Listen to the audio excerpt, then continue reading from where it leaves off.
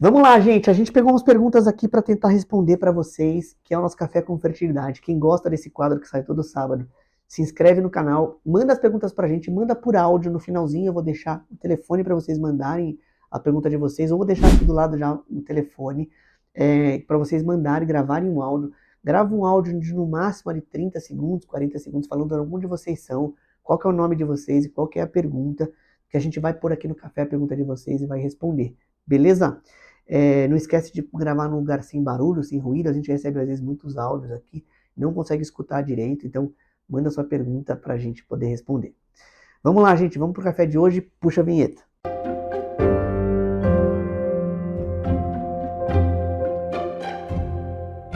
Bora pro vídeo.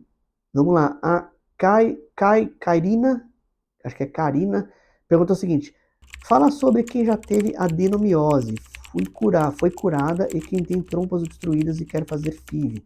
Legal, pessoal, a paciente comentou de duas coisas aqui, que são duas doenças. A primeira é a adenomiose. O que é a adenomiose? É uma doença, é a endometriose dentro do útero. Então, dentro do útero tem uma camadinha chamada de endométrio. Essa camadinha, quando ela infiltra o músculo do útero, a gente chama isso de adenomiose. Ela é um pouquinho diferente da endometriose, né, que é a doença fora do útero, mas ela entra ali dentro do útero.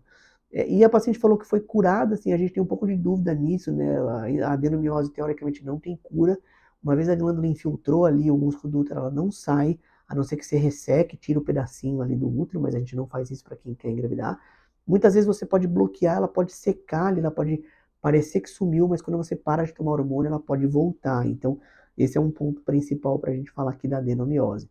E a segunda é sobre trompas obstruídas para quem quer fazer FIV. Pessoal, é muito interessante porque a fertilização in vitro ela foi criada para tratar as pacientes que tinham trompas obstruídas, que pegaram uma infecção, que tiveram algum problema, principalmente com endometriose. Então, a fertilização in vitro, o que é a fertilização in vitro?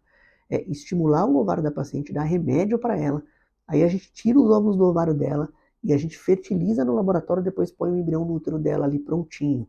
Ou seja, quando a gente faz isso, a gente não precisa da trompa para fazer a paciente engravidar. Então, teoricamente, a fertilização in vitro ela foi criada para as pacientes que têm obstrução tubária. Isso é uma coisa bem interessante de falar para vocês, beleza? Vamos lá, a Eliana perguntou o seguinte: gostaria de saber se o implante de útero faz no Brasil e se faz pelo SUS.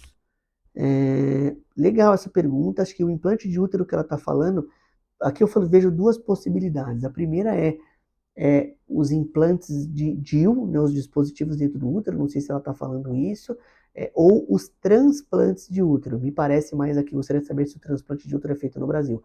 Eliana, sim, o Brasil faz.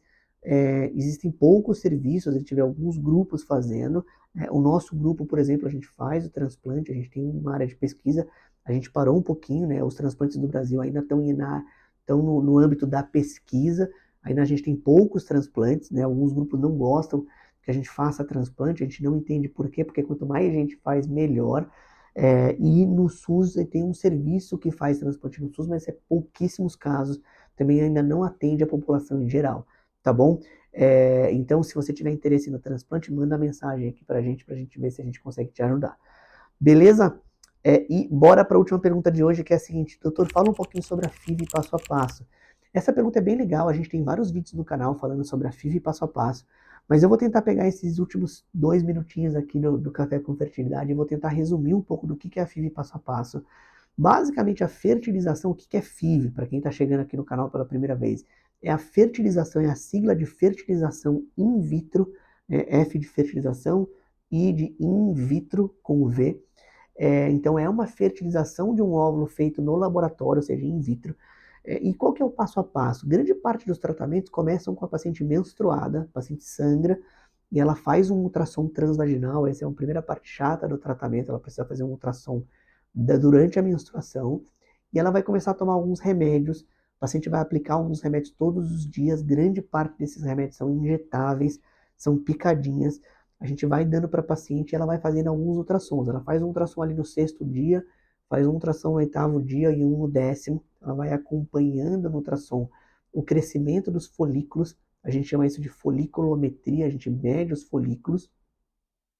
Quando chega mais ou menos ali com 11 dias 10, 11 dias 12, dependendo da paciente, ela toma um último remédio, que normalmente pode ser o HCG, que é a gonadotrofina choriônica humana, ou ela toma o GNRH, que é um outro remédio, um desses dois, ou os dois juntos em algumas situações, e 36 horas depois ela vai para o laboratório de reprodução humana.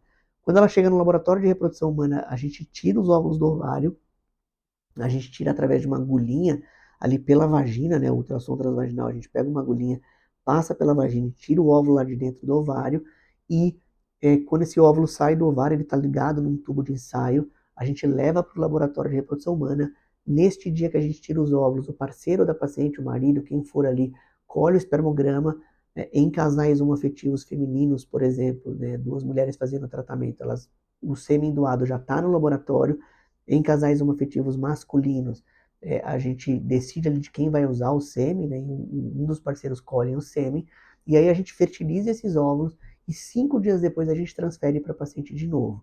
Então, essa é a fertilização in vitro passo a passo. Em uma porcentagem alta das vezes a gente acaba congelando aqueles embriõezinhos e depois a gente transfere o embrião no mês seguinte para a paciente, quando a gente prepara o útero para receber os embriões. Beleza?